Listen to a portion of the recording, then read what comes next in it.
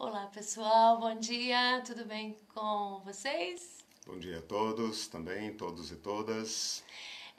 Deixa eu falar como é que vai funcionar, né, para quem tá chegando agora. Eliseu vai falar com vocês, vai refletir com vocês, vai fornecer conteúdo e depois vocês podem a qualquer momento participar, ou com perguntas ou com participações, e na medida do possível a gente vai lendo, ok? Tá bom? Boa reflexão a todos. Legal. Pessoal, estamos aqui mais uma vez, hoje dia 8 de setembro, aniversário de Curitiba, feriado. Dando continuidade então a essa reflexão que nós estamos fazendo sobre, né, melhor dizendo, sobre desobediência eclesial, como sendo uma aplicação particular daquele conceito que já é bem conhecido da desobediência civil. Eu tenho construído uma base teórica nesses nossos últimos encontros para poder então trabalhar essa questão. Até agora nós temos falado sobre o poder, né, o que significa o poder, como o poder pode ser encarado ou é encarado na nossa teologia como sendo um atributo humano, né, que todos têm, a maneira como ele é exercido, como deveria ser exercido e como de fato é exercido, toda a problemática envolvida nas relações humanas, nas relações interpessoais, interinstitucionais e internacionais, né, qualquer relação humana. E a partir do último encontro, desde o último encontro, eu estou apresentando a antítese, ou como a nossa fé, a fé cristã, propõe uma solução para esta problemática do poder. Ela é uma alternativa, ela é uma alternativa, ou seja, ela traduz completamente e inverte, converte estas noções típicas das relações humanas em qualquer nível, né? Então, esse pensamento é necessário para que a gente entenda como devem se dar as relações de poder no caminho de Jesus, né? Entendendo a igreja como o caminho de Jesus. No nosso encontro passado, eu apresentei, introduzi e identifiquei esta saída, esta alternativa. E eu o fiz por meio de um personagem do Antigo Testamento, um personagem da profecia, chamado e conhecido como o servo de Iavé. E naquela altura, naqueles séculos antes de Cristo e até que Cristo veio, né, havia uma curiosidade muito intensa a respeito de quem seria esse servo de Iavé e como ele poderia salvar o povo de Deus, salvar a humanidade, não apenas o povo de Deus, mas todos os povos, porque ele é anunciado como esperança das gentes, dos povos, né? Bom, a resposta que foi possível dar no encontro passado é que esse servo de Iavé indica uma pessoa, ou seja, ele tem uma aplicação pessoal, individual, portanto é uma pessoa histórica, um personagem da história, mas restam tarefas atribuídas a ele que pressupõem um cumprimento coletivo. Então a gente poderia ficar com essa conclusão. O servo do Senhor é um personagem, um indivíduo, uma pessoa, mas também é um povo, né? No nosso encontro de hoje, eu quero mostrar e comprovar e argumentar como Jesus Cristo, o homem Jesus Cristo, cumpre, invoca para si e cumpre o papel de servo de Iavé. E ao final também afirmar que a tarefa do servo de Yahvé não é exaustivamente cumprida por ele, deixando, portanto, um resto de missão, de tarefa, para aquele que seria então o povo do servo, o povo servo, né? E então no nosso próximo encontro, a gente trabalhando essas questões do povo servo, o povo servo de Yahvé, né? Nós poderemos então finalmente descrever e estabelecer como devem se dar as relações naqueles que são servos de Deus, né? Sem isso, a gente ficaria tratando de poder e relações de poder como se fossem congêneres, né, das relações como elas se dão no mundo, né? Então, sem essa tradução, a gente faria uma aplicação muito digamos, reduzida da desobediência, né? A desobediência vai se dar, então, em relação a qualquer modelo que não siga o modelo de Cristo, né? Então, antes de falar da desobediência eclesial, como se fossem relações da mesma espécie das relações políticas, das relações mundanas, seculares de um modo geral, como se elas fossem apenas uma aplicação particular, nós temos que traduzir estas relações, né? Porque então a desobediência, a estranheza da dominação vai se dar nesse povo servo de Yahvé.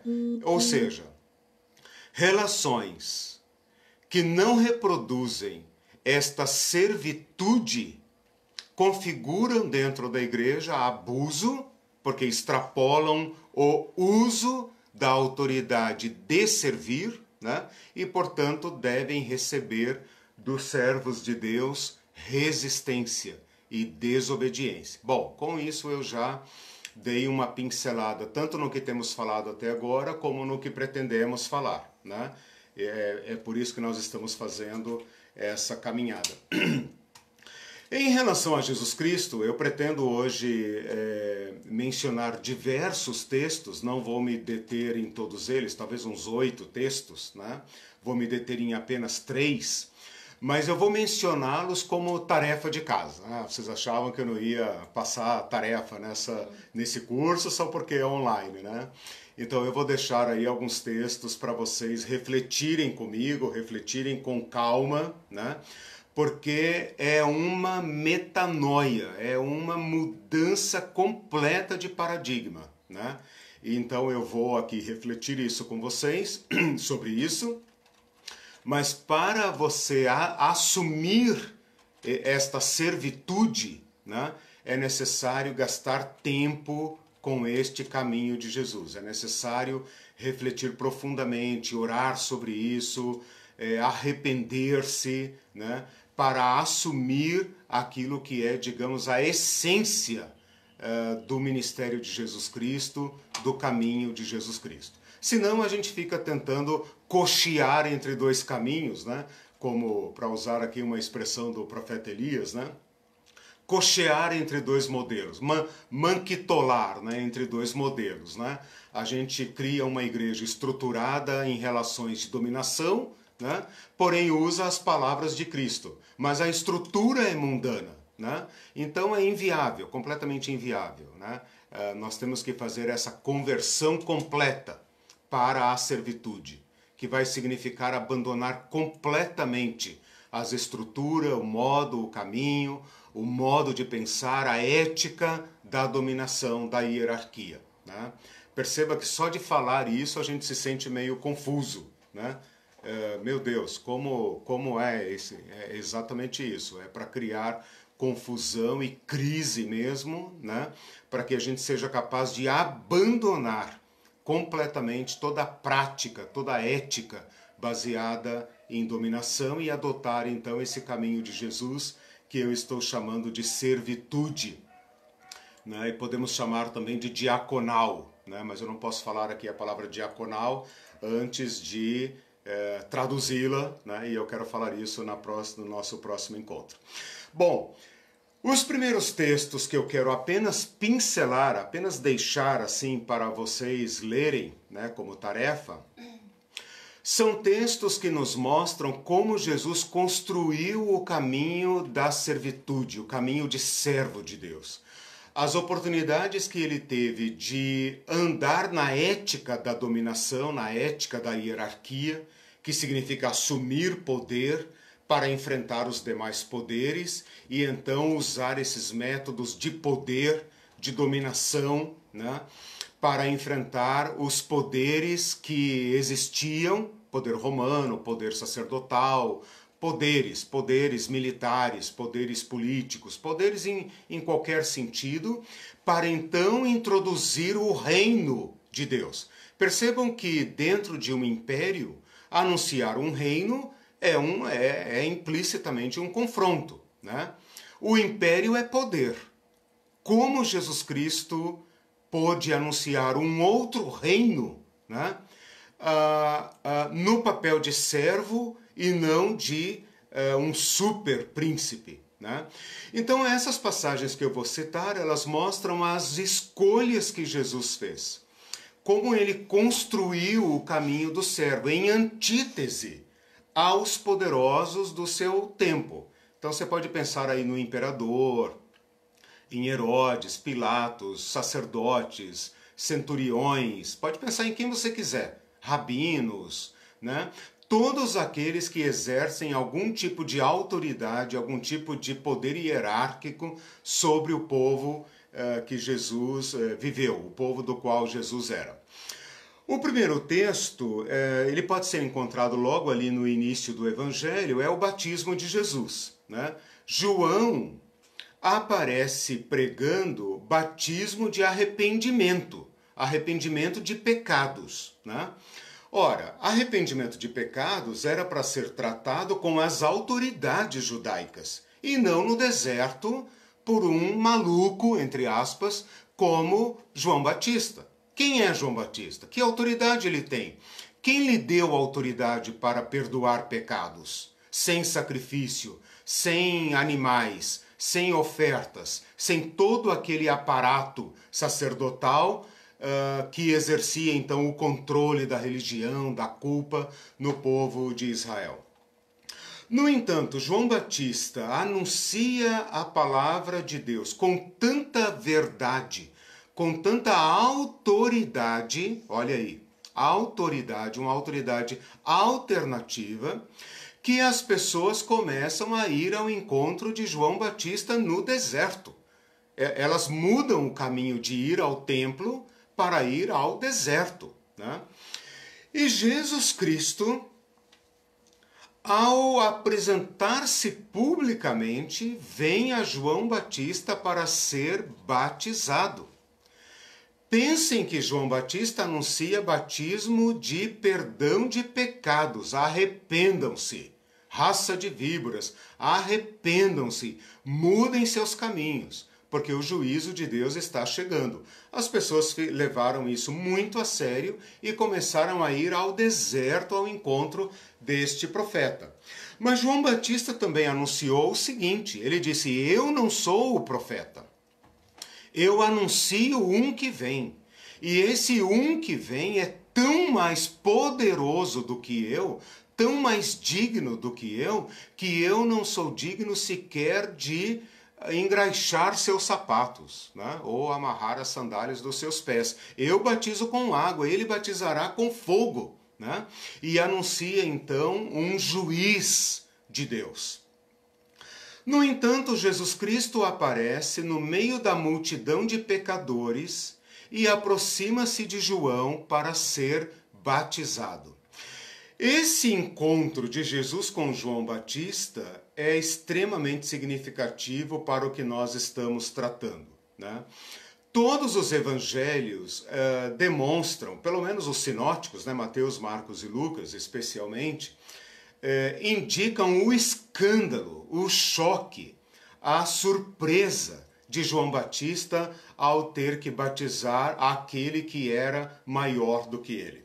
Então depois pense sobre isso, né, sobre esse alinhamento de Jesus com João Batista, como Jesus se apresenta publicamente, como ele se deixa batizar para cumprir a justiça, né? E como ele é anunciado Filho de Deus ao se sujeitar ao batismo de João Batista. É ali que Deus fala, que Deus o anuncia publicamente, dizendo: este é o meu Filho amado, em quem a minha alma se compraz, usando palavras tanto da glória do Filho, como também da servitude do servo, né? Pus sobre ele o meu Espírito. Ora, o Espírito de Deus que vem sobre Jesus com poder, leva-o, e esse é o segundo texto, ao deserto para ser tentado. Leva-o ao estado de profunda fraqueza e vulnerabilidade, né? E nessas tentações de Jesus, ele é confrontado com poderes, né? O poder de atender às necessidades do povo, transformar pedras em pães, né? Não apenas para matar sua própria fome, né? Mas para satisfazer a fome do povo.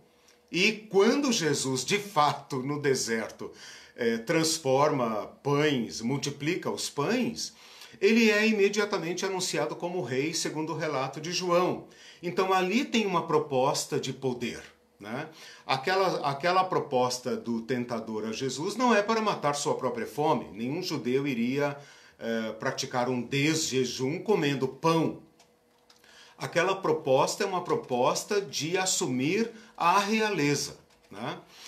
A aparição espetacular no templo também, né, saltando para dentro do templo com uma chegada espetacular, cercado de anjos e tal, também era uma manifestação de poder e Jesus rejeitou.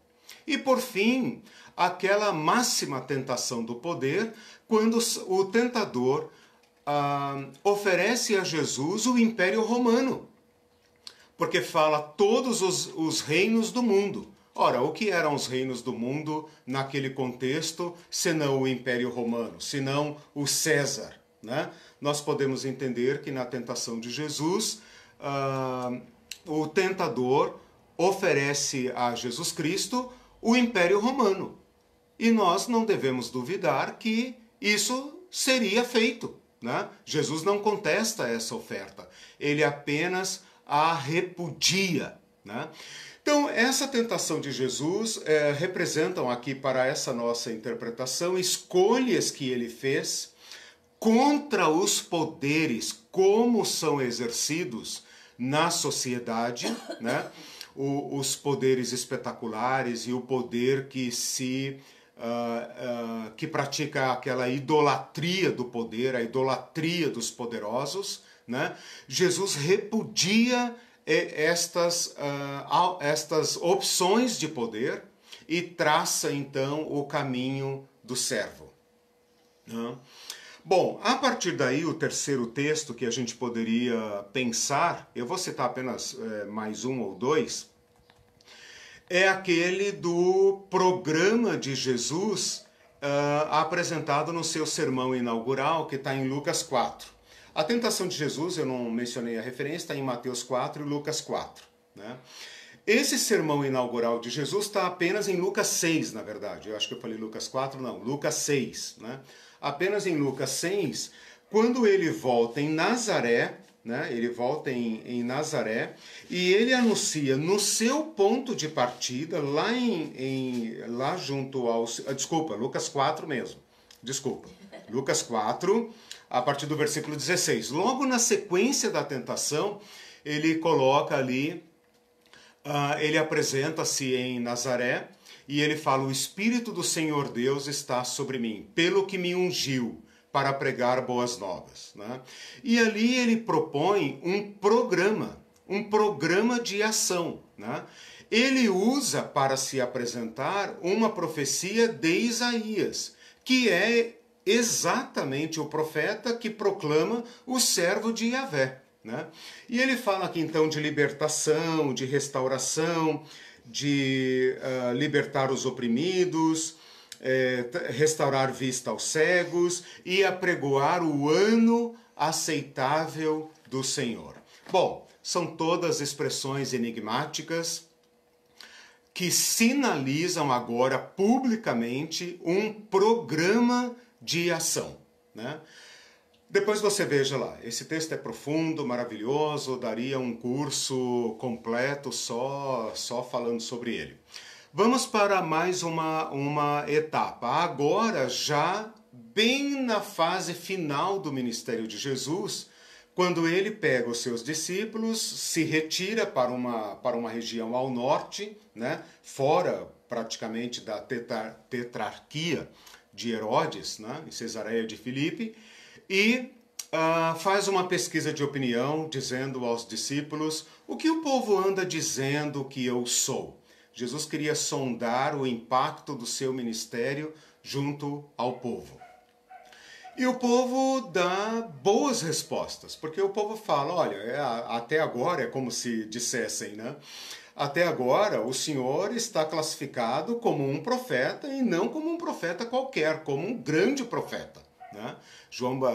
Elias, Jeremias, João Batista, que a essa altura já tinha sido morto, quer dizer, olha, o povo o identifica com João Batista, né? Então, o alinhamento de Jesus ao profetismo já estava, digamos, assegurado publicamente. Então, Jesus faz a segunda pergunta: e vocês? Quem vocês dizem que eu sou? E Pedro dá a resposta correta: tu és o Cristo, tu és o ungido de Deus. Até aí nós temos a manifestação de um aspecto de Jesus, o Jesus ungido, o Jesus Cristo, o Messias. Falta compreender o aspecto do servo. E então Jesus imediatamente, logo no contexto seguinte, eu estou agora em Mateus 16 e Marcos 8, né? Logo na sequência, ele vai dizer assim: é necessário que o Filho do Homem, que é outro título de Jesus, que o Filho do Homem vá para Jerusalém e padeça muitas coisas.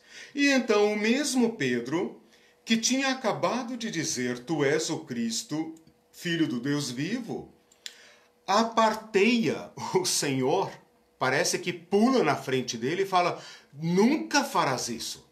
Tu és o Cristo. Então, o Cristo de Pedro é um, o Cristo de Jesus é outro, né? Porque ele fala, nunca farás isso. Nunca. Agora que tu és o Cristo, nós temos outro traçado para você. Se tu és o Cristo, como eu disse, então você tem um programa a cumprir, né? Ir para Jerusalém, tudo bem, mas para ser preso e morto e torturado e tal, não, de forma nenhuma. E Jesus pronuncia para Pedro uma palavra tão dura quanto aquela da tentação. Ele fala, sai da minha frente, Satã, vá de retro, ou seja, para trás de mim, saia da minha frente. E diz para Pedro, porque você não pensa as coisas de Deus, mas as coisas dos homens. Aqui nós podemos ver um confronto de poder. Duas alternativas. Uma satânica, pensa como os homens. E o pensamento dos homens, neste quesito, é diabólico. A maneira como os homens, nós, os humanos, pensamos o poder, arranjamos o poder, exercemos o poder, é de inspiração diabólica, porque jamais produzirá a obra de Deus, jamais anunciará, jamais realizará o reino de Deus. Então Jesus diz para Pedro, saia da minha frente, você está sendo para mim como o verdadeiro Satã. O Satã que eu resisti lá no deserto, agora se manifesta nesse seu pensamento. E então Jesus anuncia que o caminho da servitude não é apenas dele, mas é do povo que o segue, o povo do servo. Quem quiser vir após mim, tome a sua cruz e siga-me. Leia lá depois o final do capítulo 16 e o final de Mateus e a sequência do capítulo 8 de Marcos, e veja também, se não me engano, Lucas 8, é a mesma perícope. Bom, com isso nós temos pontos marcantes, né? Inauguração de Jesus, a apresentação pública de Jesus, confrontação íntima com os discípulos, né? E toda essa construção de Jesus, né? Fora os seus ensinos, né? Esta construção de Jesus está, digamos, pavimentando o seu caminho para a cruz, aonde se dá, e esse é o quinto texto, né, que eu estou propondo, eu falei do batismo, tentação, sermão inaugural, confissão, que é Mateus 16, e a crucificação, que você pode ler em qualquer evangelho. Então, esses pontos que eu coloquei do batismo, da tentação, do sermão e da confissão de Pedro, pavimentam o caminho de Jesus para a cruz, que é, como eu estava dizendo, a confrontação máxima desses dois modelos de poder. Aqui vai o Cristo, a caminho de Jerusalém, ungido de Deus, cheio do Espírito de Deus, com o poder de Deus, poder de ressuscitar, poder de curar, poder de libertar, poder de proclamar, poder de perdoar. Aqui vai o Cristo de Deus, como um homem comum, a caminho de Jerusalém, centro do poder naquele ponto do mundo, né? Aonde se sobrepõem, se entrecruzam todas as esferas de poder humano ali bem representadas, né? O poder imperial, o poder militar, o poder sacerdotal, o poder da lei, o poder como você quiser. Todos eles se encontram ali, né? Poderia ter sido em outro lugar. Poderia ter sido em Roma, poderia ter sido em Atenas, poderia ter sido em outro lugar. Mas ali, em Jerusalém, para cumprir as profecias, né? Dentro desse povo de Deus que se julgava povo servo, povo sofredor, né? Aqui se dará, então, o encontro máximo. Quando Jesus é preso no Getsemane, o Pedro, de novo, saca a arma, né? Mostrando que haveria possibilidade de reação. Jesus o repreende, dizendo, guarda a tua arma. A ferida dessa arma só produz mais feridas. E se eu quisesse, eu poderia invocar as minhas legiões e seria salvo. Então Jesus mostra ali, mais uma vez, a rejeição do uso da força, do uso da violência, do uso do poder que domina. E se deixa tomar, se deixa prender, se deixa torturar, se deixa crucificar, se deixa levar ao extremo da servitude, né? Algumas pessoas dizem, e eu contesto, algumas pessoas dizem que ali está o Cristo sem poder. O Cristo powerless, né? Sem poder. Que aquela é a máxima fraqueza, né? Enquanto a crucificação era, digamos, a expressão mais violenta do poder humano, né? O terror com o qual o império se impunha a todos para intimidar e para obrigá-los, né? Jesus, sem esboçar qualquer reação, nem sequer a reação do protesto, porque ele é comparado a uma ovelha que muda, vai ao matadouro, né? Algumas pessoas dizem que ali está o não poder, a expressão máxima do não poder. Eu queria propor uma outra interpretação para dizer que ali está o máximo poder. O máximo poder de Deus. A expressão máxima do poder. Porém, de um poder de outra natureza. não o poder dos homens, não o poder da máquina, não o poder da violência, o poder como nós o conhecemos, o poder que pune, o poder que cerceia, o poder que violenta, o poder que ofende.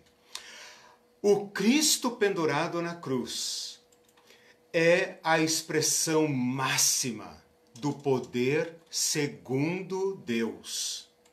Então, ao invés de pensarmos no Cristo crucificado, o Cristo desamparado, pensarmos nele como a expressão máxima de não poder, vamos pensar no Cristo como a expressão máxima do poder segundo Deus. Segundo o poder dos homens, que é inspirado em Satã, aquela é a expressão máxima do não poder. Mas no reino de Deus, no poder de Deus, no mundo de Deus, no Evangelho, na metanoia, aquele poder do Cristo crucificado é a expressão máxima do verdadeiro poder. Porque o poder dos homens, o poder humano é falso. O poder de dominar é falso e fraco. Por isso tem que apelar a tanta violência, porque ele é a expressão do nosso medo. E a entrega de Jesus ao Pai para realizar o serviço do servo de Yahvé, para anunciar esperança, para anunciar salvação, este máximo poder de Deus é exibido na cruz. Por isso Paulo vai dizer que o Evangelho é o poder de Deus, né? Então, eu não sei se dá para perceber a confusão, a loucura, o escândalo que é a crucificação de Jesus. Porque para todos os efeitos práticos, para todas as expectativas humanas, ali está o fim de um pobre coitado, um fraco, que pretendia ser grande coisa, um bom homem, que pretendia, falou de paz, de amor e etc. Mas como tantos profetas da humanidade, foi extirpado, foi eliminado. Nesta profunda fraqueza, o servo de Deus, o servo de Yahvé, realizou a inauguração do reino de Deus. É ali que ele coloca. Sua ressurreição, conforme os evangelhos dizem, nada mais é do que a confirmação de que a fraqueza de Jesus é o caminho para o poder, né? Leia Filipenses 2. Quando Paulo fala para os cristãos, tende em vós o mesmo sentimento que houve em Cristo Jesus. Pois ele, sendo Deus, não julgou o ser igual a Deus como algo que deveria agarrar. Antes esvaziou-se, entregou-se, humilhou-se e tal, tudo na reflexiva, né? Ele fez isso a si mesmo, né? Pelo que Deus o exaltou. Né? Então percebam que em Jesus Cristo se dá uma virada radical, né?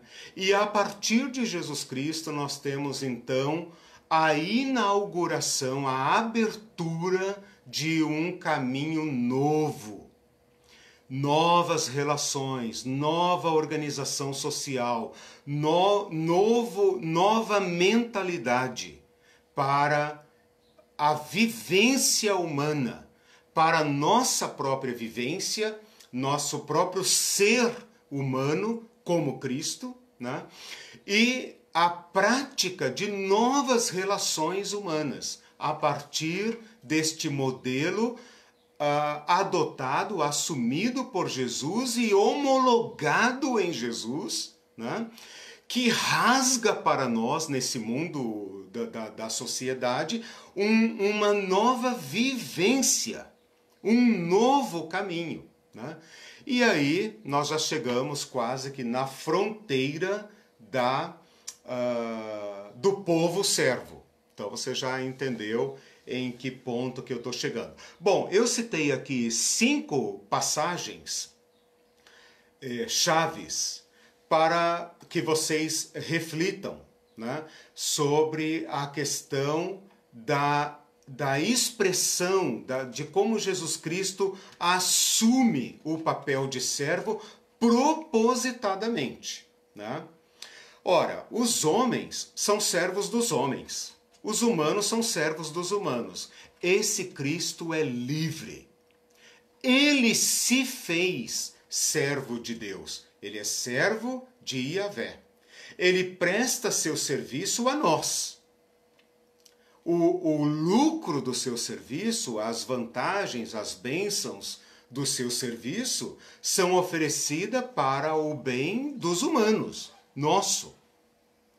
Porém, ele é servo de Deus. Fez-se servo de Deus. É chamado a ser servo de Deus e propositalmente assume este caminho de servir. Rasga esse caminho na nossa humanidade, porque nenhum de nós poderia fazer o que ele fez com a eficácia que ele lhe deu, né? Rasga para nós uma nova alternativa. Alternativa, estou insistindo nessa palavra porque ela significa outro diferente. Não tem diálogo. Não tem como cochear entre dois modelos.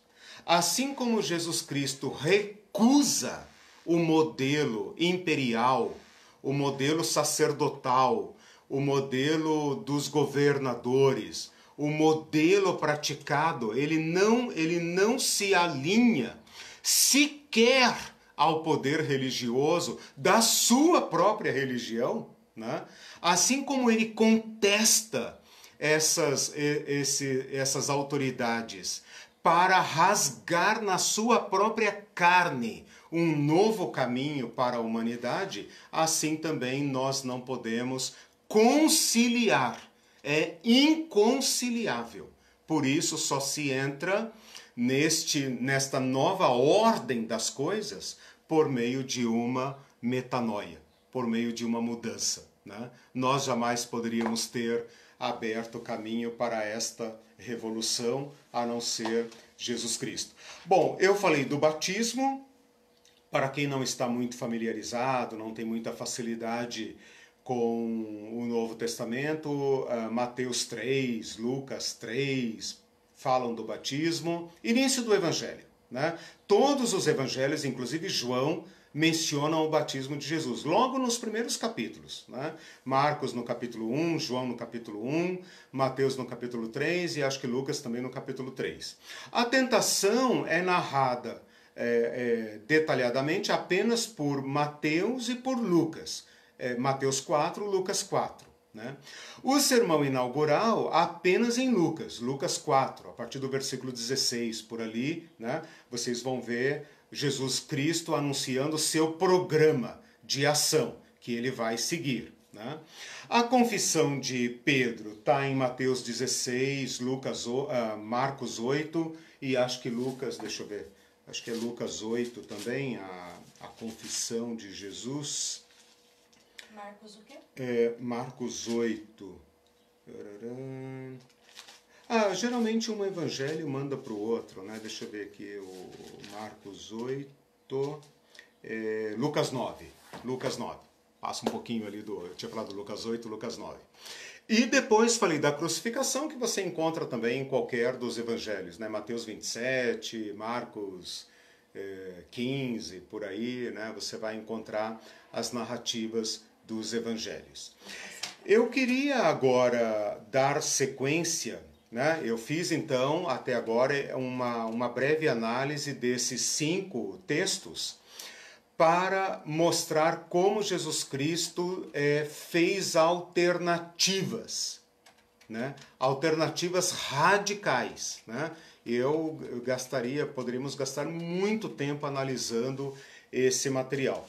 Eu queria agora, na sequência, também apresentar 3 textos que mostram como Jesus Cristo não apenas praticou, eu estou chamando de servitude, né? Eu poderia falar praticou servir, serviu, ou praticou serviço, mas eu não quero usar essas palavras viciadas, né? Para não desencaminhar o nosso pensamento. Então, eu estou usando a palavra servitude, né? A palavra servitude pode ser aplicada, então, ao ministério de Jesus, ao servo de Yahvé. Jesus como servo. Então veja, ele não apenas adota essa servitude como servo de Yahvé, né? Ele é o Cristo, como Pedro disse, mas também é o servo, né? Que dá a sua vida. Esse é o serviço extremo, dar sua vida. Ele não apenas faz isso, mas ele nos ensina. E aqui então eu começo a fazer uma transição para o povo do servo, né? O povo do servo.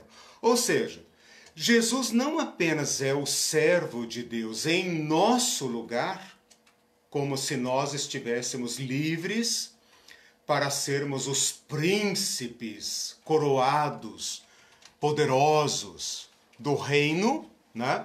Porque Jesus Cristo já fez o servicinho sujo para nós, né?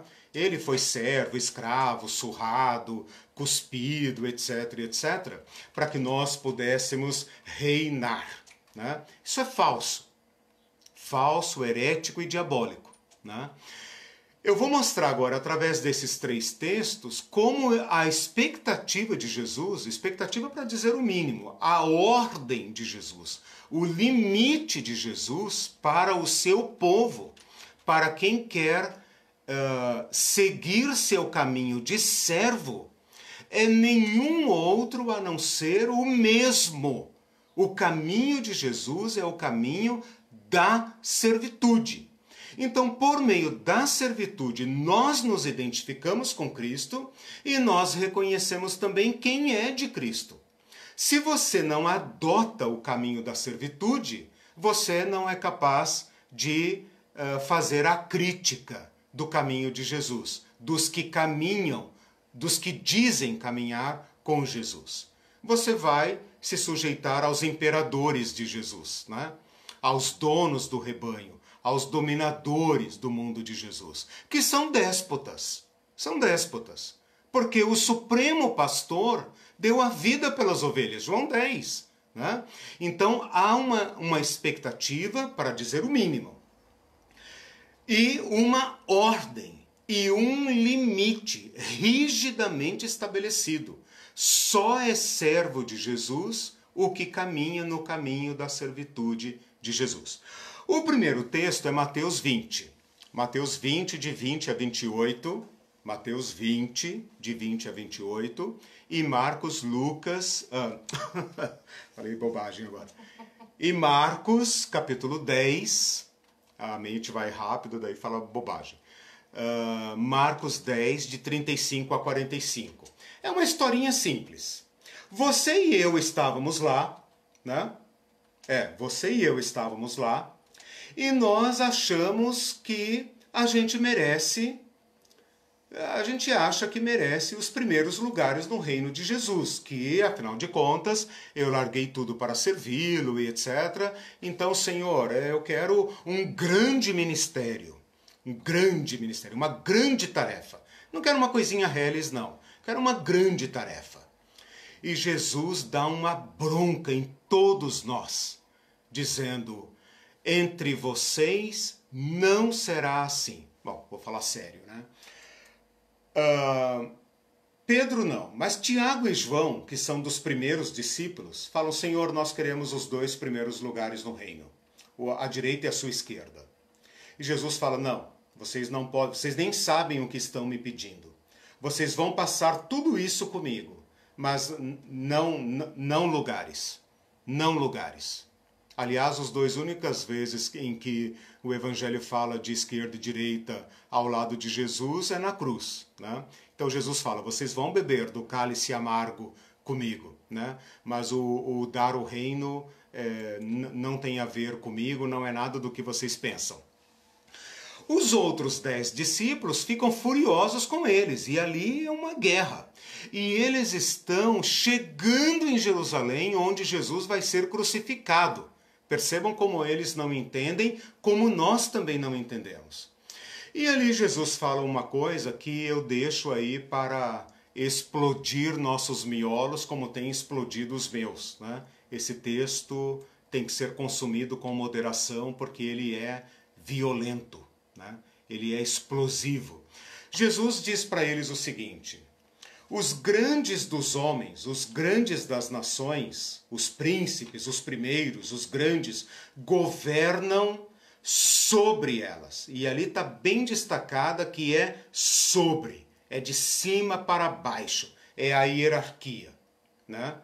Entre vocês não será assim. Pelo contrário, aí está a metanoia. Entre os homens, as sociedades, é assim que é. Vocês sabem. Ele fala exatamente isso. Vocês sabem que os grandes e os povos, os primeiros, governam sobre as pessoas. Entre vocês não será assim. Pelo contrário. Versículo 25, lá de Mateus 20. Pelo contrário, quem quiser ser o maior, faça-se o menor. Quem quiser ser o primeiro, faça-se o último de todos. Tal como o Filho do Homem, que não veio para ser servido, mas para servir e dar sua vida em resgate por muitos. É um texto mais claro impossível, né? Jesus já falou para eles, já ensinou, está a caminho de Jerusalém, já disse 3 vezes no Evangelho que será crucificado, e os discípulos não querem entender. Eles acham que Jesus está usando figura de linguagem, alguma coisa assim. Eles acham que Jesus vai chegar em Jerusalém, vai promover uma violenta revolução e vai sentar-se no trono de Davi e vai reinar poderosamente, e os discípulos então ocuparão o ministério. Né? O ministério, não ministério como Jesus falava, né? Ministério como nós falamos hoje, né? Os ministros do reino, né? Serão esses 12 aí. Jesus está dizendo, não será assim entre vocês. Não será. Pode dar a explicação que quiser. Aqui Jesus estabelece um limite e um padrão. De um lado, os poderosos do mundo, do outro lado, ele. Aqui, do lado de cá, funciona assim. Se governa de cima para baixo. Dê o nome que quiser, não importa. O que importa é que a estrutura de governo é de cima para baixo.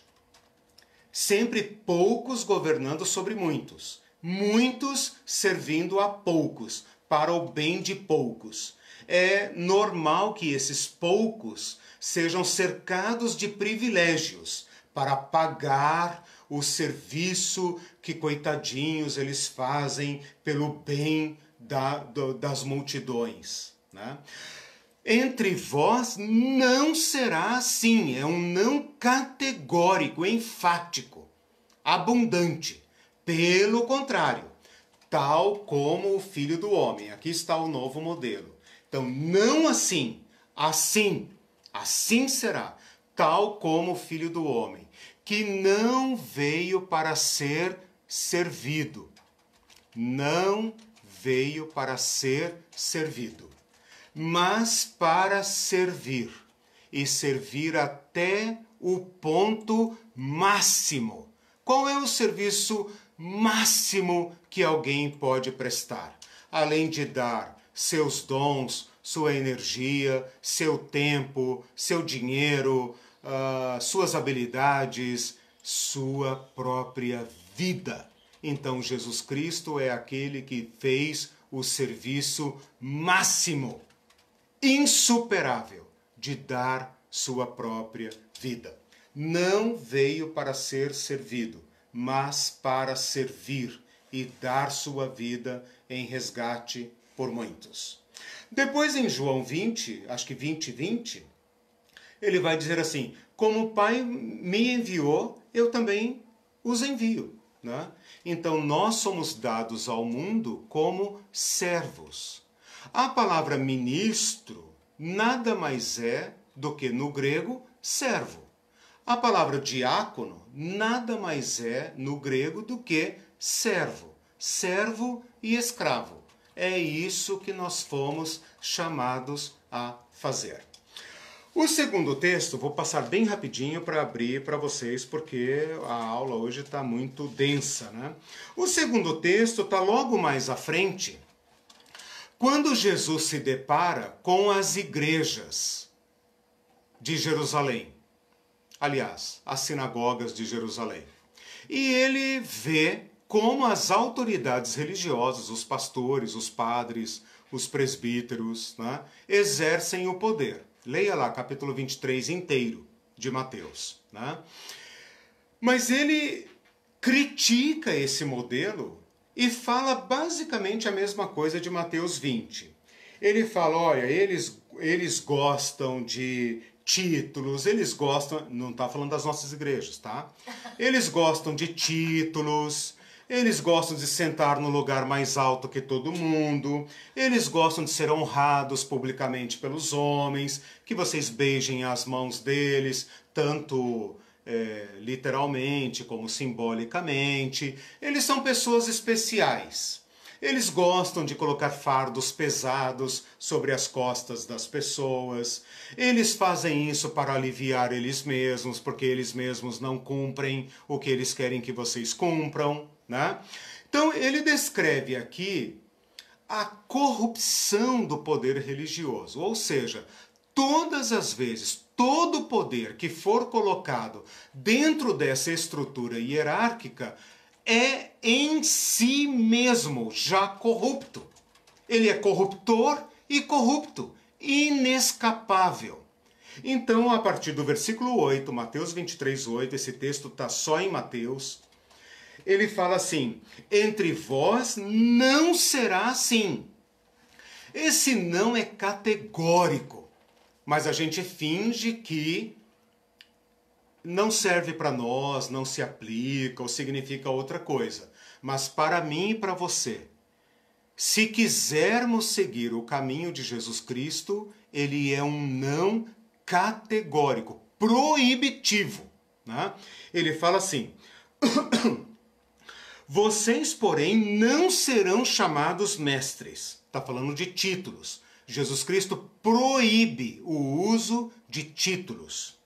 Porque um só é o vosso mestre, e todos vocês são irmãos.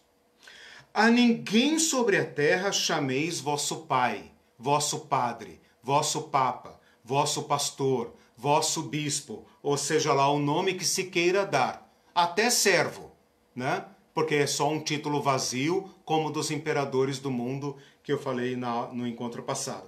Porque um só é o vosso Pai, aquele que está no céu. Nem sereis chamados de guias, porque um só é o vosso guia, o Cristo. Guia é aquele que vai na frente, é o líder. A palavra líder é moderna, é inglesa, né? Ela tem a ver com lead, aquele que vai à frente. Aqui é o guia, né? Nenhum de vocês será chamado guia. Mas, olha aí a alternativa, a metanoia. Mas o maior dentre vocês será vosso servo. Quem a si mesmo se exaltar, será humilhado. E quem a si mesmo se humilhar, será exaltado. Esse é um texto taxativo para todos nós cristãos que dizemos que a Bíblia é nossa regra de fé e prática. Está terminantemente proibido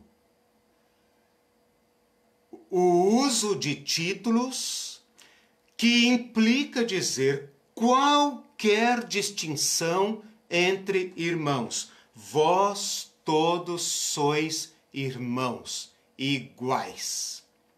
É proibido distinguir pessoas por qualquer título.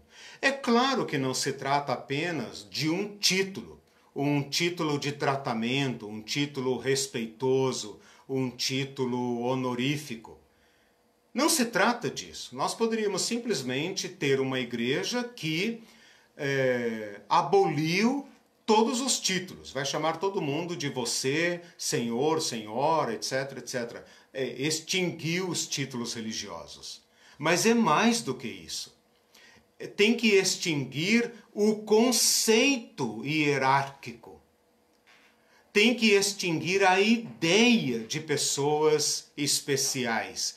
Vós todos sois irmãos, que significa dizer iguais.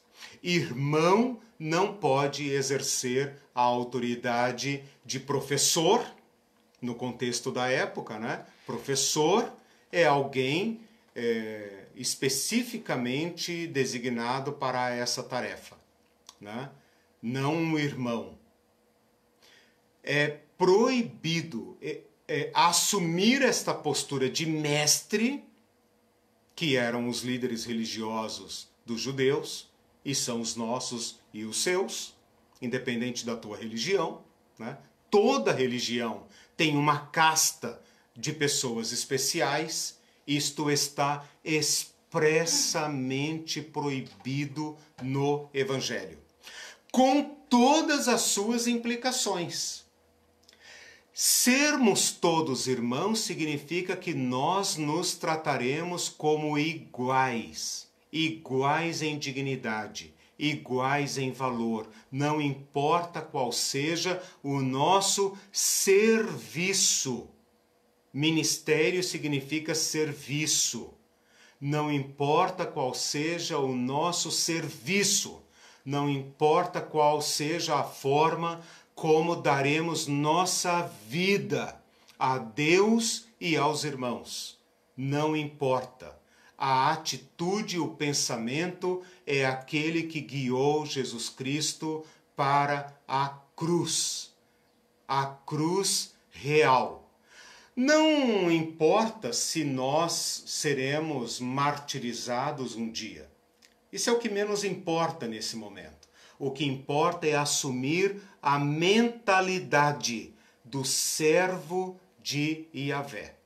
Tudo o que fizermos, fazermos como um serviço a Deus e a Cristo. Eu sei que nós cristãos somos espertos o suficiente para usarmos estas palavras sem entregarmos os dedos, né?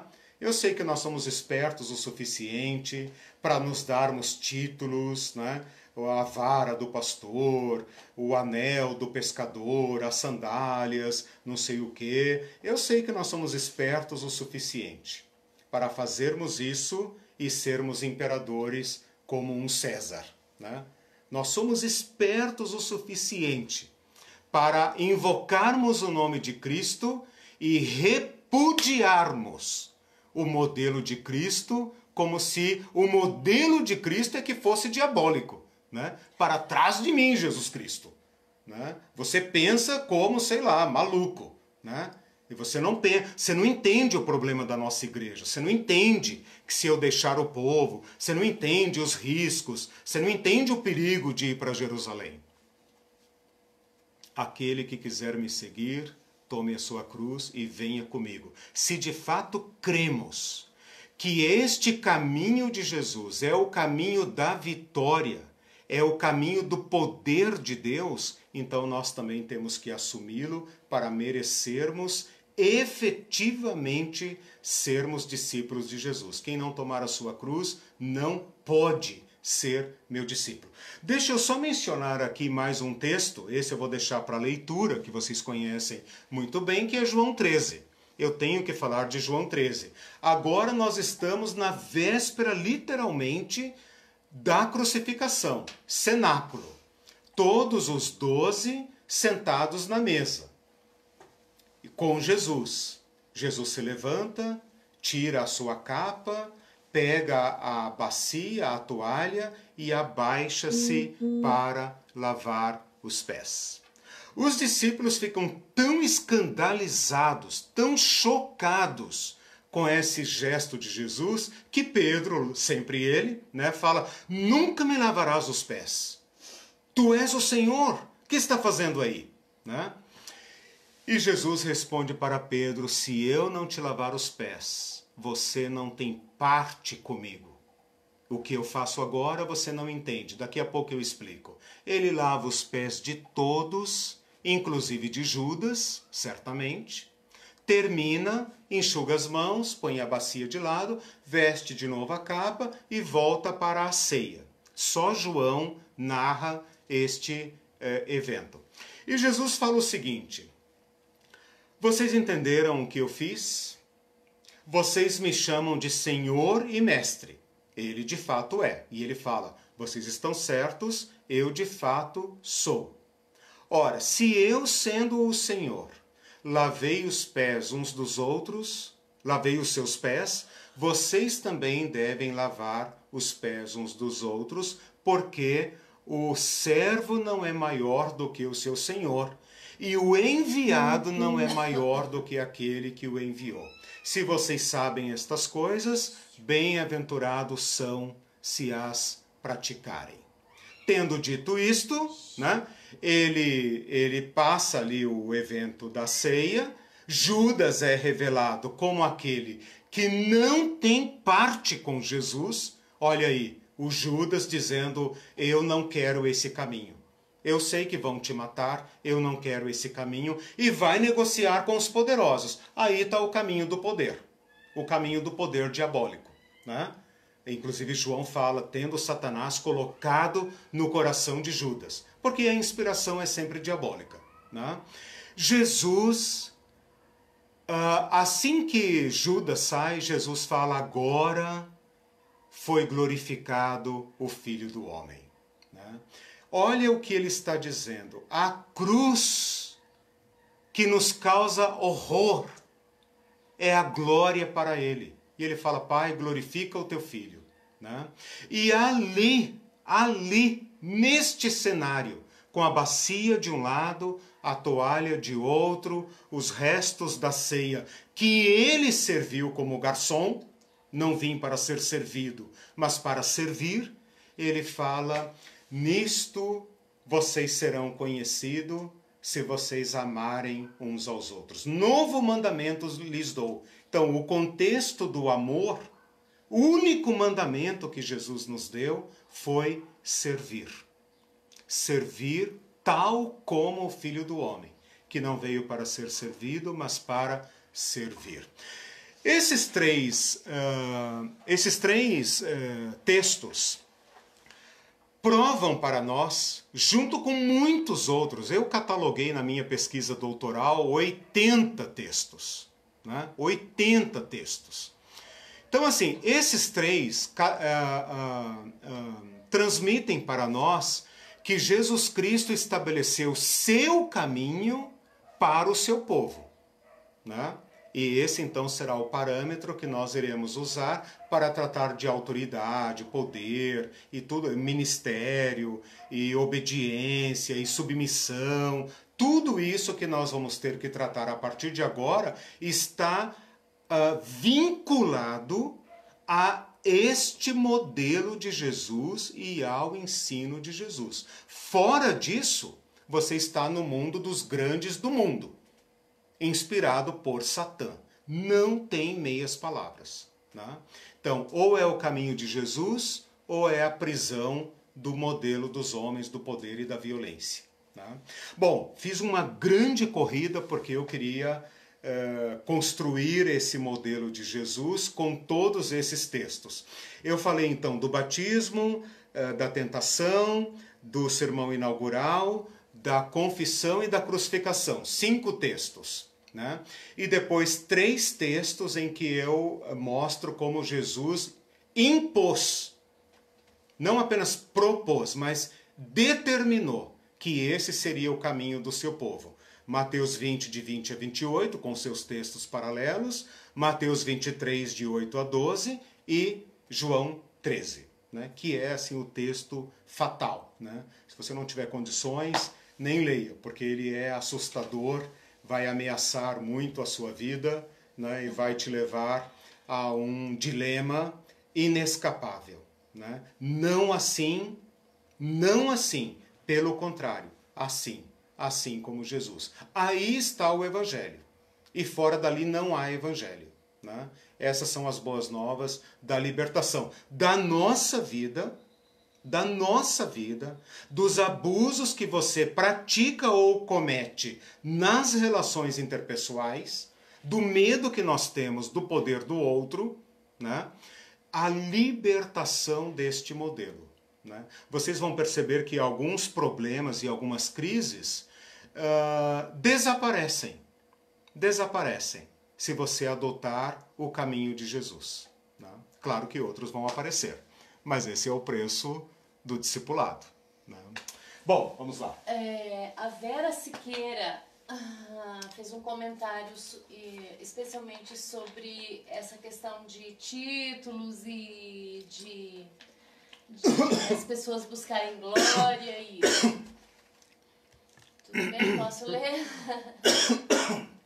Pode. Ontem vimos um triste espetáculo. No camarote presidencial, líderes religiosos evangélicos se esforçavam para estar próximos ao presidente, para sair nas fotos.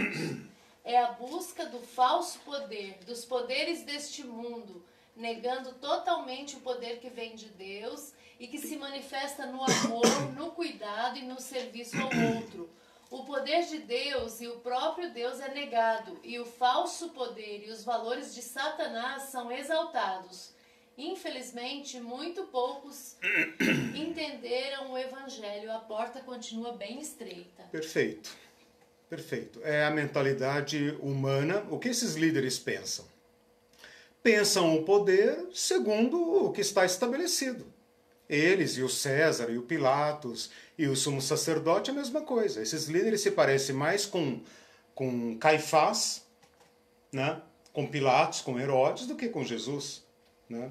Mas de alguma forma eles conseguem, né? Eles conseguem se colocar como representantes de Jesus e tal. Todos nós conseguimos, né? É um negócio escandaloso. Né? De fato, a porta é muito estreita, né? Tem razão. E aquela cena de ontem é uma parábola viva para todos nós que amamos a Jesus Cristo escolhermos de novo a quem servimos, onde nós queremos estar. Né? Perfeito. O Mindu Almeida também disse: a didática do poder do Cristo confundiu a todos, Exatamente. Inimigos e aliados. Exatamente. Como entender a pergunta de João Batista na cadeia? És tu que haveria de vir ou devemos esperar outro? Pois é, exato. Exato. Veja como em Jesus Cristo se dá a metanoia. Né? Em Jesus Cristo se dá a metanoia. Nesse texto aí, Jesus nem fala nada. Né? Mateus 11. Ele fala: vão e vejam o que vocês estão vendo. Né? E ele responde para João Batista de acordo com as profecias do servo. Né? E depois ele vai dizer: João estava certo. Né? João foi grande. Né? O João mártir, o João humilde, o João que disse: convém que ele cresça e que eu diminua. Olha aí, aquele que se humilha será exaltado. Né? João fala: não, eu não vou entrar em disputa nenhuma com ele. Convém que ele cresça e que eu diminua. A minha alegria, o sucesso dele é exaltado por Jesus como sendo um grande. Ora, por que um grande? Porque se fez pequenino. Né? Então, de fato, o Mindu tem razão. A metanoia confunde. Né? Eu confesso para vocês que, estudando esses textos há muito tempo, ainda tenho medo deles. Né? Eles desorganizam a nossa cabeça de tal forma que parece que o caminho de Jesus, de fato, é uma loucura e que nós é que fomos sensatos. Não parece isso? Jesus foi irresponsável. Quem quer propor algo de longo prazo, algo para sobreviver no tempo e para enfrentar poderes tão colossais como o do império e da religião, deveria ter sido mais responsável, deveria ter nos dado um estatuto, deveria ter nos dado uma diretoria, deveria ter organizado a primeira comunidade de discípulos e tal. Não fez nada disso, né? Então a impressão que dá é que nós, a igreja, é que falamos assim, não, opa, isso aí que Jesus propôs, isso aí não funciona, vamos botar ordem no pedaço. É fulano que manda, o outro que manda, estão aqui as regras, as leis e tudo mais. Né? Tá aí de novo o chamado de Jesus Cristo. Se queremos deixar o império, essa igreja imperial, que são as nossas todas, né? Para segui-lo. Né? E então encontrarmos salvação para a igreja, para o evangelho. O Celso também comentou o seguinte: uma das loucuras a que se refere, loucuras entre aspas, que se refere ao apóstolo Paulo em divulgar o bom evangelho é mencionar o Cristo servidor. Perfeito. Mas não no sentido pejorativo de comiseração a que estamos acostumados a ouvir. O estereótipo de Jesus maltrapilho, infelizmente, ronda a mente de muita gente. Impressiona saber que o próprio Cristo disse: não tenho onde reclinar a cabeça, não me visto como Salomão, entre outras coisas. Enquanto isso, religiosos capturam o sentido pejorativo do servir, porém jactam-se em ser reconhecidos por seus títulos. Nós sabemos que esse não é o Cristo. Né? Sabe que a igreja de um modo geral, né, a nossa teologia, ela prefere o Cristo rei, vencedor. Ela prefere o Cristo, ela projeta no reino de Deus o nosso reino. Ela projeta a nossa noção de poder para dentro do reino de Deus. Né? Então, ela prefere pensar no Cristo fulminante, glorioso, poderoso, que reina como um super César. Ela não consegue pensar, ela tem arrepio, é aquele arrepio petrino, né? Assim como Pedro fica horrorizado com Jesus ir para Jerusalém e sofrer, nós ficamos horrorizados com esse nosso Senhor. Então nós preferimos ele, né, com uma bruta coroa de, né, e tal, cetro, trono e sequido e tal. Claro, né, esse Cristo homologa nossa igreja imperial. O Cristo servidor não nos interessa, claro, porque assim como Pedro, se ele vai servir, eu vou aonde? Né? Se Cristo vai para o caminho da cruz, o que eu vou fazer lá? Né? Eu vou para morrer com ele. Né? Nós não queremos esse caminho, evidentemente. O Bebeto também disse: quem me serve, diaconel, precisa seguir-me, e onde estou, meu servo, diáconos, também estará. Exatamente. Aquele que me serve, diaconel, meu pai o honrará. João 12, João 26. 12. Perfeito. Aquele que me serve será honrado por meu pai. Perfeito. Bem lembrado. Tem muitos textos assim, em que Jesus coloca o machado, né, na raiz do nosso sistema de poder e desafia profundamente. Né? Para nós cristãos, aproveitando esse texto do querido irmão Bebeto, para todos nós é sempre uma chamada para nos convertermos integralmente à mentalidade de Jesus Cristo. Eu sei que nós duvidamos dela. Eu sei que nós não cremos nisso, né? Que no modo geral nós achamos que o nosso modelo é mais seguro, né? Mas esse modelo é o modelo que vai cair e o reino de Deus permanecerá para sempre. Aquele que faz a vontade de Deus permanecerá para sempre. Cristo permanece para sempre e nós também permaneceremos se seguirmos o caminho do povo servo. Não faltem na próxima aula. Eu vou falar do povo servo. Tá? Vamos lá. A Isamira disse uma coisa que eu também já pensei. A libertação do poder do outro é maravilhosa. Exatamente. Servir a quem de direito todos nós nos fazermos servos de Cristo. Ao fazermos isso, nós nos encontramos livres e iguais.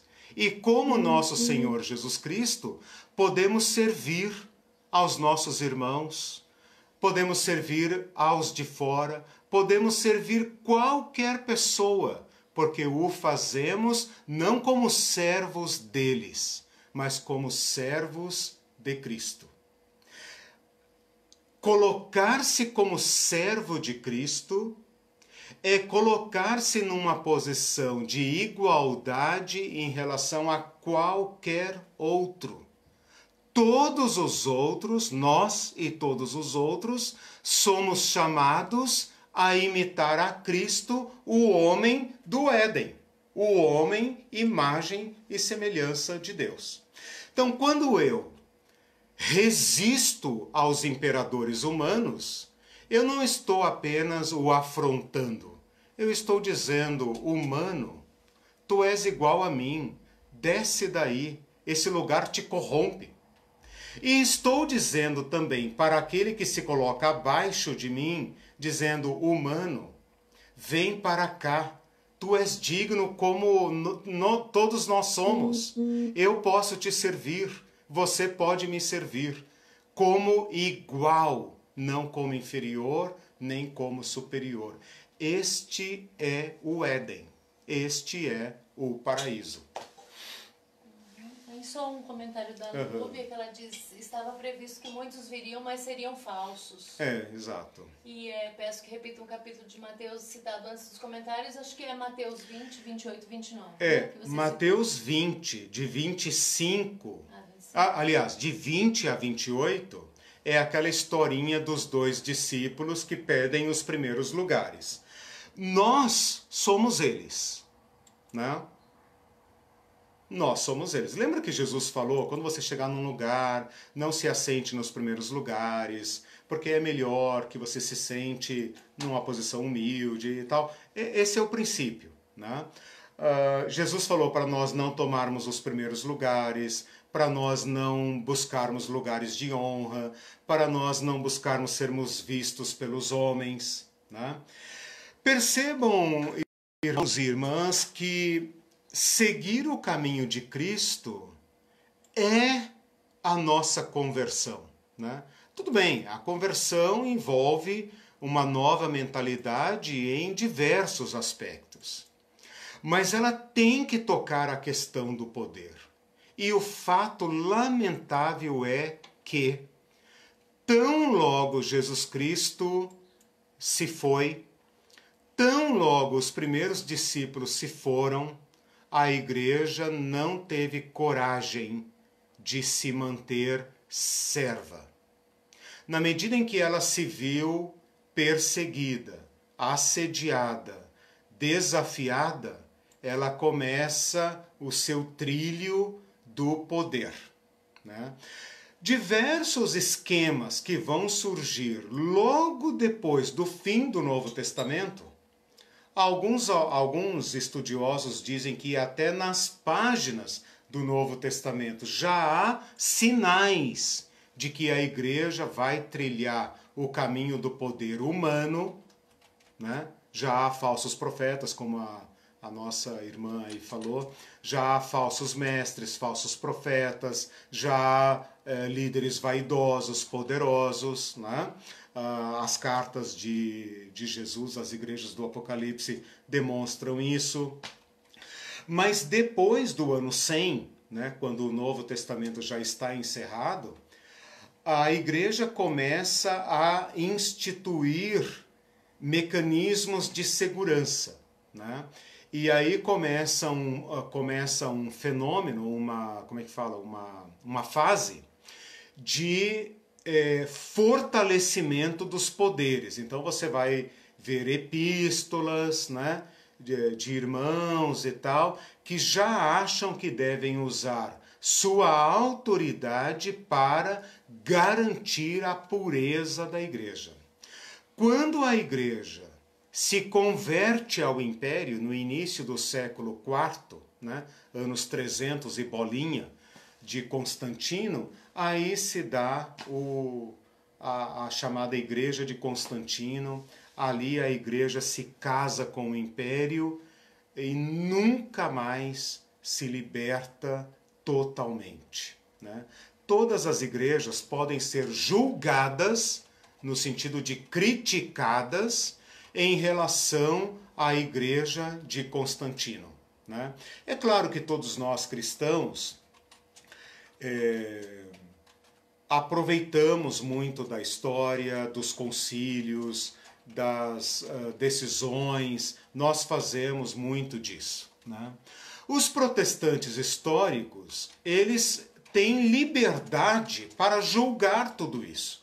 Julgar credos, julgar concílios, julgar a história e fazer uma crítica da história com muito maior liberdade, né? Porque nós nunca afirmamos, nunca demos autoridade a nenhum personagem, a nenhum concílio superior à das Escrituras, né?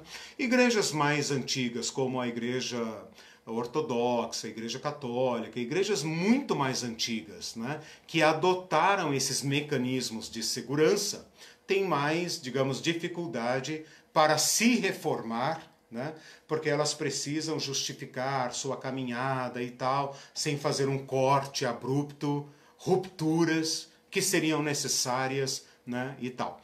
Porém, nós, os protestantes e tudo mais que veio daí, esquecemos que os reformadores disseram igreja reformada, semper reformanda, né? Sempre reformando. Mas a segurança, a nossa própria necessidade humana de segurança sempre vai nos levar à sedimentação, né? A sedimentação. Então, todos nós fazemos a caminhada da igreja matriz, a Igreja Católica. Todos nós, velhos ou novas igrejas, né? Quer tenhamos 500 anos como as igrejas históricas, quer tenhamos 1000 anos como a Igreja Ortodoxa, quer sejamos de uma comunidadezinha ou uma garaginha, uma igreja de garagem que você acabou de começar aí, né? Porque se rompeu com a igreja institucional. Todos nós somos tentados à segurança. Todos nós somos tentados a estruturar um mecanismo básico de segurança. Para nós caminharmos atrás de Jesus Cristo, corrermos os riscos da caminhada, é sempre assustador. Então nós precisamos de segurança e é uma questão de tempo.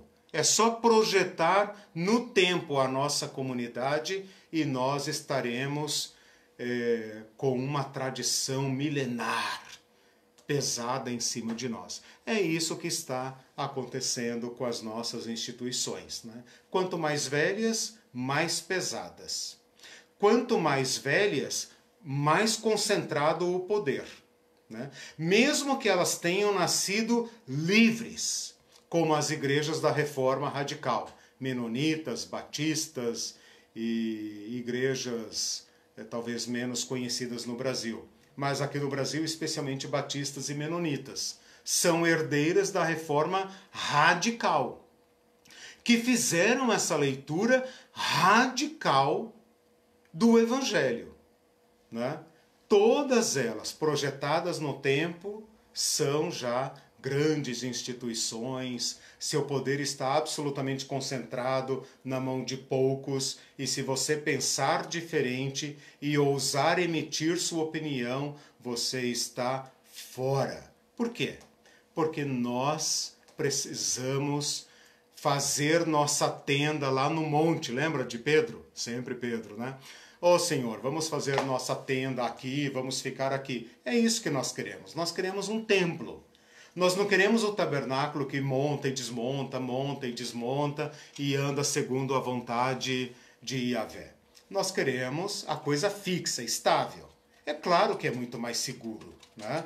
Ter uma instituição sólida, em que tudo está regulamentado em lei, em que você sabe quem manda, quem obedece, quem manda e quem obedece, né? Quem é quem aqui, né? Nós temos horror à liberdade. A liberdade que Cristo nos dá, ela nos faz estremecer, porque é uma liberdade para baixo. Lá onde ele se colocou, lá onde Deus está. Eu falei isso no nosso encontro passado. Nós pintamos um Deus imperial e Cristo o príncipe. Mas quando nós fazemos isso, nós estamos pensando num céu imperial. Custa para nós pensarmos num Deus que serve. Custa para nós pensarmos num Cristo que serve. Custa para nós pensarmos num Espírito Santo que serve e que nos chama de novo à comunhão com esse Deus que serve. Deus não está no império, lá está Satã. Tudo isso lhes darei, se vocês prestarem culto ao meu sistema. Esse sistema que Satã ofereceu para Jesus era considerado nos povos ao redor de Jesus o presente dos deuses. Estudem um pouco do Império Romano. O Império Romano era considerado pelos romanos e pelos povos todos, até aqueles que não gostaram do Império, depois prestaram culto ao Império de boa vontade e consideravam o Império o presente dos deuses. O César foi aclamado como Evangelion, como o Evangelho, Filho de Deus. Finalmente temos paz. Temos legiões que podem manter a paz em qualquer ponto do império. E aqueles que não se submetem a César são os bárbaros e estão fora das nossas fronteiras. E nós estamos seguros aqui. É a esse sistema que Jesus Cristo confrontou e que Jesus Cristo falou: para trás de mim, Satã. Não cogita das coisas de Deus, mas das coisas dos homens. Então, nós estamos entre esses dois modelos. E não adianta dar desculpas. A lâmina de Jesus, né, o machado que Jesus falou, que João Batista falou, está posta à raiz das árvores. E essas árvores imperiais vão cair. Esses modelos vão cair. Leia as bem-aventuranças. Bem-aventurados mansos, bem-aventurados humildes, bem-aventurados que choram, bem-aventurados misericordiosos. Ora, esse povo, para o Império Romano, era o lixo. Era o lixo. Cristo vem anunciando um anti-evangelho imperial. Porque quando Cristo apresenta o seu caminho, já há um evangelho. Qual? O do império. Era a melhor notícia que um cidadão do primeiro século poderia ter ouvido. Evangelion. A palavra evangelho não nasce com Jesus. Nasce com César. César é filho de Deus. César é servo de Deus. Prestar culto a César era garantir o favor dos deuses e a estabilidade do império. Pensem na gravidade disso. Então, esses irmãos que estão no palanque com os poderes diabólicos, Jesus colocou o machado na raiz desse sistema. Ele vai cair. Né? Então, irmãos, todos nós somos chamados à trilha de Jesus Cristo, ao caminho estreito de Jesus Cristo. Talvez a gente deveria pensar como povo servo, Assusta, né? Assusta, constrange um pouco. Povo servo, né? Como Jesus quer que nós o imitemos neste tempo, né? Eu sei que a nossa igreja foi bonita no passado, na época gloriosa, porque o passado é sempre glorioso. E talvez ela venha a ser bonita no futuro, etc., né? A igreja triunfante e tal. O problema é hoje. Hoje. Não podemos escapar do desafio, do dilema de Cristo hoje, né? Como nós devemos servir? Onde Jesus estaria hoje? O que ele estaria fazendo, né? Quais seriam suas palavras? Então, o primeiro caminho é oferecer-se como servo de Cristo. Veja, Cristo não vai nos oprimir para servi-lo. Nunca. Nunca vai nos quebrar para servi-lo. Pelo contrário, vai nos chamar. Vem comigo, sigam-me. Quem quiser, siga-me. Se nós queremos romper esse modelo, que agora até as nossas igrejas aderiram, ao qual nossas igrejas aderiram, de modo mais explícito aqui no Brasil, como nunca antes, eu proponho uma decisão em duas etapas. A primeira, entregar-se como servo de Cristo. Ele não vai te quebrar, não vai me quebrar. Ele não vai quebrar o meu pescoço para que eu me abaixe e caia para servi-lo. Pelo contrário, ele continua chamando, vem e sirvam-me. Então veja, todos nós temos em nós a mentalidade do império. E ela nos faz sofrer. Porque nós não somos o imperador. Nós temos é que obedecer. Tem outro acima de nós. E nós odiamos esse que está acima de nós. Né? Todos nós temos que lutar com o imperador, o opressor, como dizia Paulo Freire, em nós mesmos primeiro. Significa recusar o papel do dominador. Significa adotar, assumir o papel do servo. Servo de Deus.